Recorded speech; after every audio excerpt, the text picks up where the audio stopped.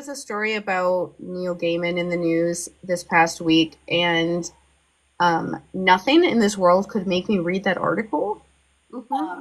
I asked somebody somewhere on social media somewhere, like what the trigger warnings were in it, and then I was like, okay, no, I'm not reading that. I'm definitely not. That's not an article for me. I didn't think it would be. But when normal people are saying that the article was so bad that they almost couldn't read the entire thing, I get like morbidly curious about like how bad is this really? Like how bad could this really be that normal people are like horrified by it? And so when the people told me the trigger warnings, I was like, oh, that's why you all are horrified by it. But one thing that happens whenever an artist that's huge like Neil Gaiman gets revealed for being just a horrible abusive monster, which like just to put aside, like if you had any hope that maybe he wasn't as bad as he thought, his like statement that he put out the day after that article came out said that there was no way that there was ever any abuse. And I'm like, you quite literally cannot say that. You can never like definitively say how another person felt when they were around you. That's just abuser. Like number one, if you ever want to know if they feel like they can control how you feel about them, yeah, yeah, that's run away from them. If they think they can control even how your thoughts are in your own head about them when they're not even there, yeah, that's all you really need to know about that to know what kind of person he has been this whole time, I suppose. One thing that is aggravating when a big artist like Neil Gaiman is revealed to be like this is that almost immediately people jump to the discussion of like trying to figure out whether they can enjoy his art still.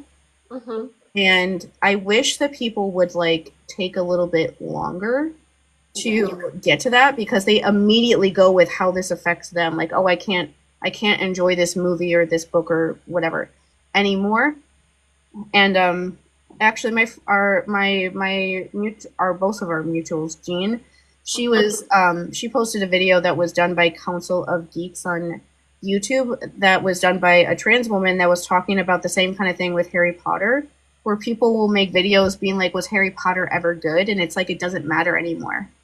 Like Hmm. that, but it legitimately doesn't matter if it was ever good or not because, and if your reaction to hearing about J.K. Rowling is, well, I never liked it anyway because it wasn't that good of a story. Like, what do you? That doesn't matter because she's doing horrible things, and that's the only thing that actually matters. Talking about whether the story is good or not is like downplaying how much harm she does to people in the same way that it is with him.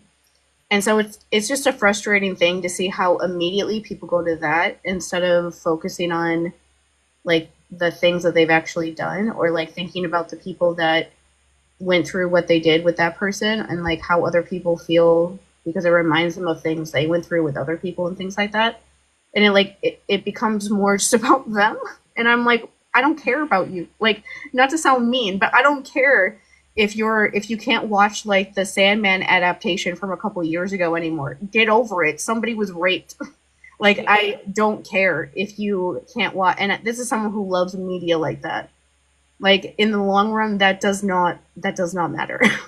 And so it was really nice to see Becky Riordan post and literally just post a link to the Boston Rape Crisis Center Hmm. and telling people like you should give money to a rape crisis center near you. And she included a paragraph from the crisis center's website explaining the kind of things that they do, where they have rape victims of any age, even children, that can go to them and talk to them and have it be confidential, where nobody knows about anything that you say. They keep everything confidential. That sort of a website is the kind where there's a little button on the website, even where if you hit the button, it immediately closes. Hmm. And like a lot, domestic violence shelters are the same way, where there's a button on the website where if somebody like comes walking up behind you or something, you can hit that and it closes and just looks like you're looking at Google, Yeah. and they would never know what you're looking at. And so she was talking about how her and Rick gave money to the Boston Rape Crisis Center, because that's where they live now, after Trump was elected, which was the accurate way to respond to that too.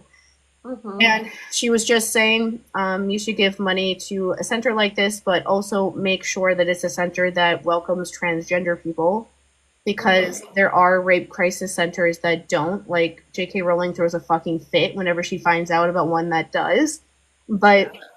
but there are ones out there still that doesn't allow trans people to go to those shelters, which is horrible because they Very. get that experience, honestly, the most out of everybody. Um, and then she just some.